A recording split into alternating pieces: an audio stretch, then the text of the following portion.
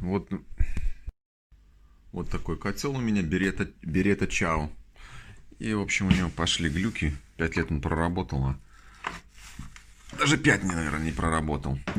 Включаю его, моргает, моргает, моргает. Хая. А до этого сработал вентилятор и не выключался. Сейчас полезу вовнутрь. Что там в нем внутри? Будем разбираться. Вскрыл крышечку. Сейчас вот тут такой болтик. Я его откручу.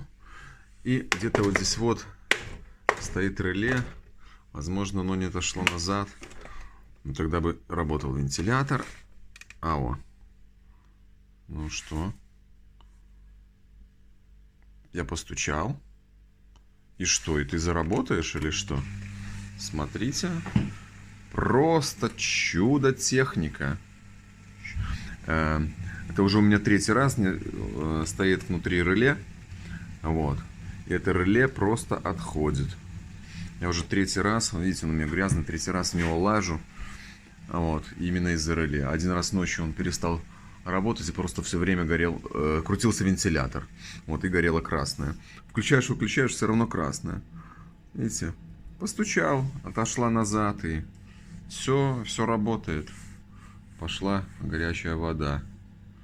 Просто чудесно. Такой вот котел, я им не очень доволен, конечно. Ну, посмотрим, что будет дальше. Сколько еще это продлится, такие ремонты у меня стуканием по реле.